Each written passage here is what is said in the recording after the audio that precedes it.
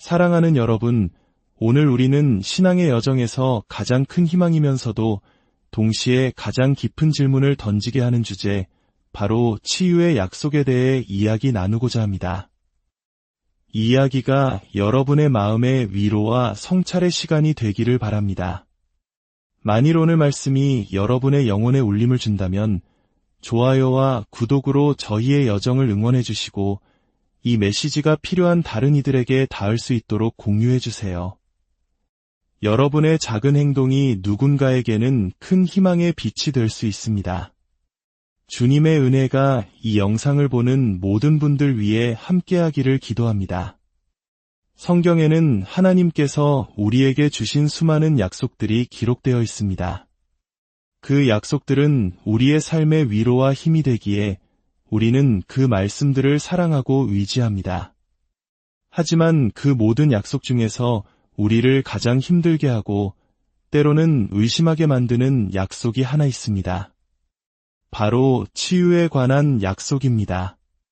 아마도 과거의 실망스러운 경험 때문일 수도 있고 혹은 우리 마음 깊은 곳에 자리한 불신 때문일 수도 있습니다. 어쩌면 성경이 치유에 대해 무엇을 가르치는지에 대한 무지 때문일지도 모릅니다.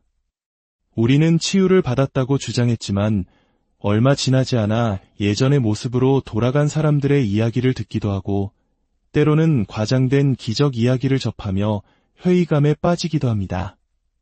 참으로 흥미로운 사실은 우리가 하나님을 치유하시는 분으로 믿는다고 고백하면서도 막상 몸이 아프거나 문제가 생기면 가장 먼저 의사를 찾는다는 점입니다. 물론 현대의학은 하나님의 일반 은총의 영역이며 의사들은 소중한 도구입니다. 하지만 진정한 의미에서 단 한 분의 위대한 의사는 바로 하나님 자신입니다. 세상의 의사들은 의술을 연습한다고 표현되지만 하나님께서는 연습이 필요 없으십니다. 그분은 우리 각자에 대한 모든 것을 완벽하게 알고 계시기 때문입니다. 그런데도 우리는 왜 절박한 상황에 이르러서야 비로소 기도의 자리로 나아가는 것일까요? 순서가 바뀌어야 하지 않을까요? 먼저 위대한 의사이신 하나님께 나아가고 그분의 인도하심을 구하는 것이 마땅한 순서일 것입니다. 하나님께서 우리를 치유하실 수 없어서가 아니라 어떤 특별한 이유로 치유를 잠시 늦추시거나 혹은 의사를 통해 일하기를 원하실 때 우리는 그분의 뜻에 순종하며 나아가야 합니다. 사도 바울과 같은 위대한 믿음의 사람조차도 그의 동역자 중에는 의사 누가가 있었다는 사실은 우리에게 많은 것을 생각하게 합니다. 저에게도 치유에 대한 첫 기억이 있습니다.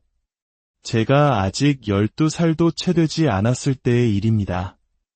어느 날 침실에 들어갔는데 어머니께서 숨도 제대로 쉬지 못하고 누워 계셨습니다. 숨쉬기가 너무 힘들어 어머니의 그 한마디가 어린 제 귀에는 이제 숨을 쉴 수 없어 라는 절망적인 선언처럼 들렸습니다. 무엇을 해야 할지, 누구에게 말해야 할지 몰랐습니다. 제가 할 수 있는 유일한 일은 무릎을 꿇고 기도하는 것이었습니다. 어머니는 제가 아주 어릴 적부터 제 침대 곁에 함께 무릎 꿇고 기도해 주시던 분이었습니다. 기도하는 법을 가르치기보다 직접 기도하는 모습을 통해 제게 기도를 가르쳐 주셨던 분입니다. 그런 어머니를 위해 이제는 제가 침대 옆에 꿇어앉아 기도하고 있었습니다. 그 순간을 제가 평생 잊을 수 있을까요? 결코 잊지 못할 겁니다. 저는 그저 어린아이의 마음으로 두려움과 아픔을 아는 유일한 분, 하나님께 매달렸습니다. 그리고 놀랍게도 하나님께서는 그 어린아이의 기도를 들어주셨습니다. 다음 날 아침 어머니는 건강하게 일어나셨고 제 기억으로는 다시는 그렇게 아프신 모습을 보지 못했습니다.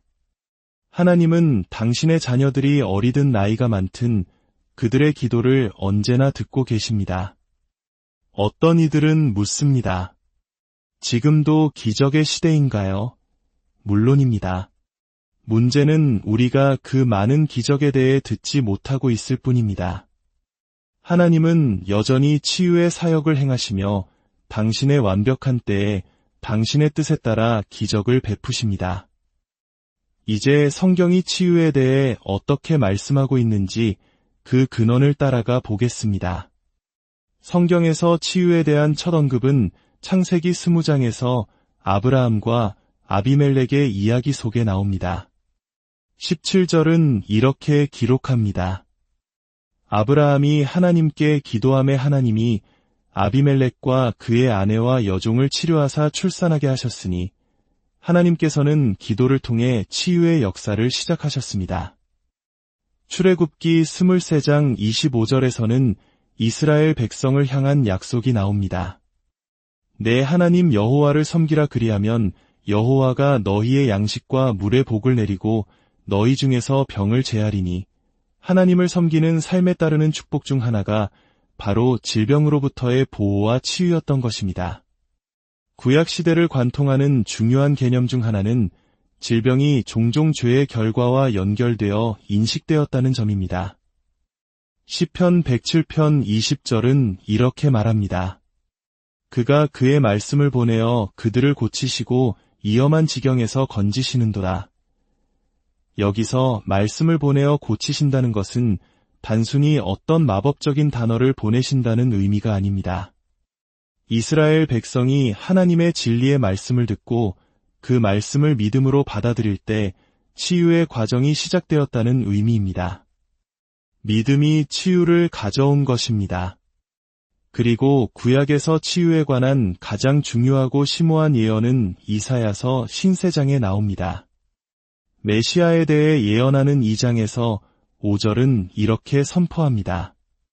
그가 찔림은 우리의 허물 때문이요 그가 상함은 우리의 죄악 때문이라 그가 징계를 받음으로 우리는 평화를 누리고 그가 채찍에 맞음으로 우리는 나음을 받았도다.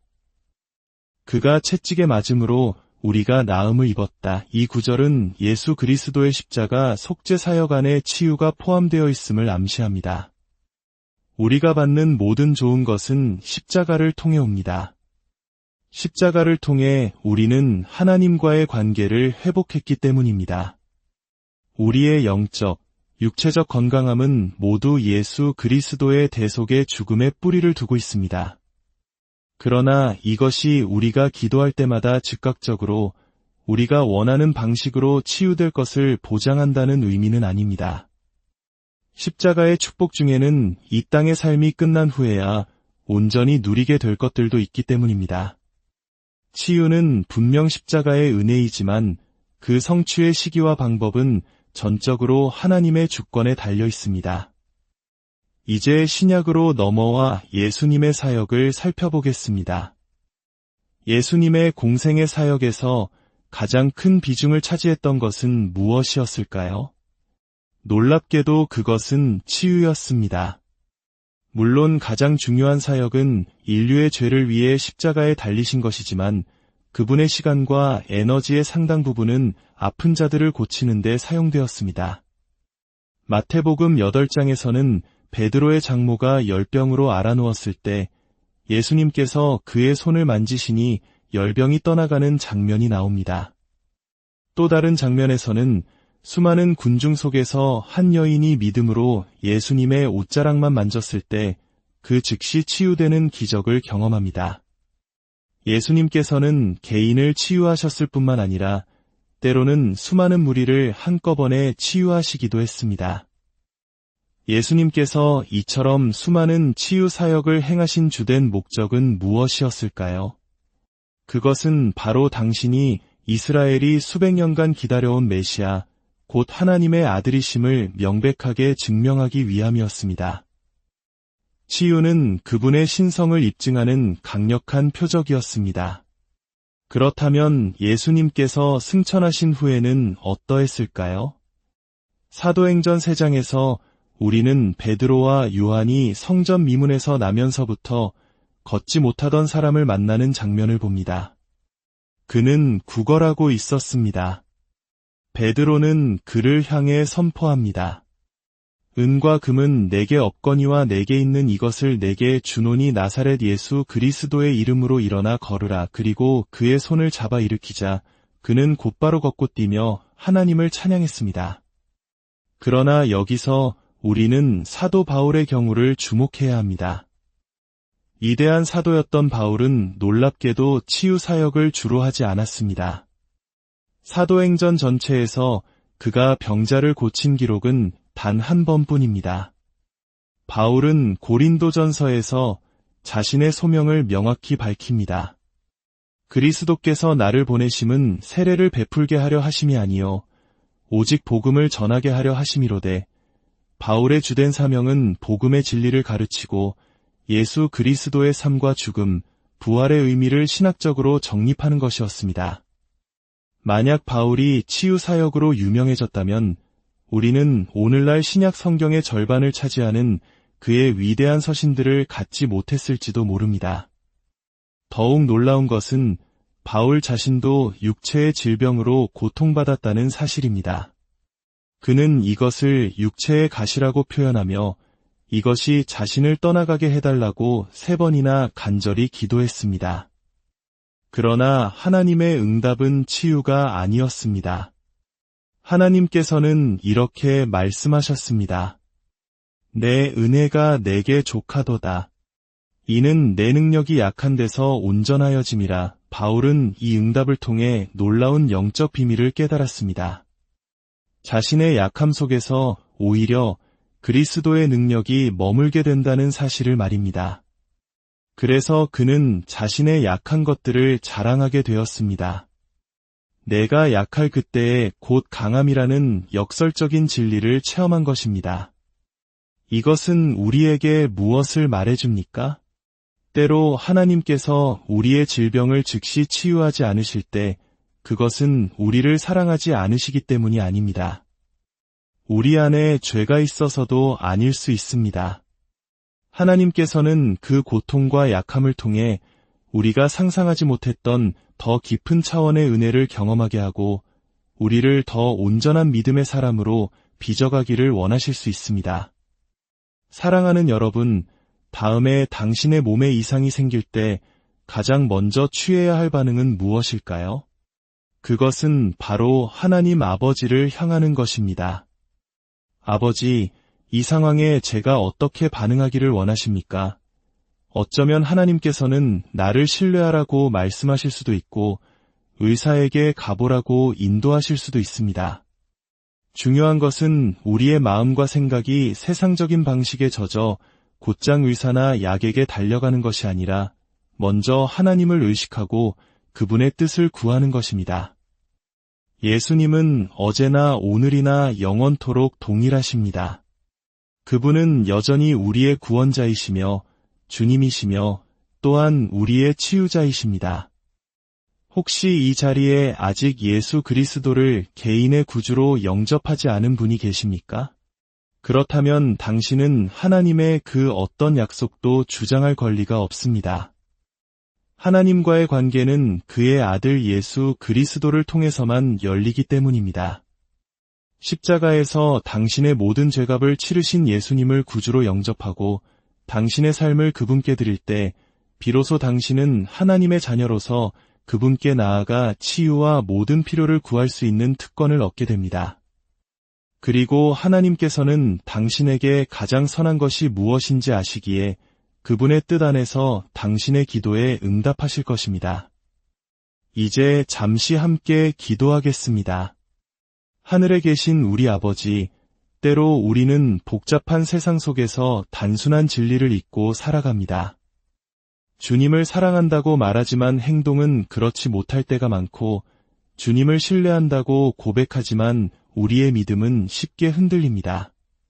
성령님, 우리의 마음과 생각을 열어주시어 어떤 필요가 닥치든 우리의 첫 생각이 항상 주님을 향하게 하여 주옵소서. 약함 가운데 강함 되시는 주님의 능력을 신뢰하게 하시고 모든 상황 속에서 주님의 선하신 뜻이 이루어지기를 기도하게 하옵소서. 우리를 사랑하시고 치유하시는 예수 그리스도의 이름으로 기도합니다.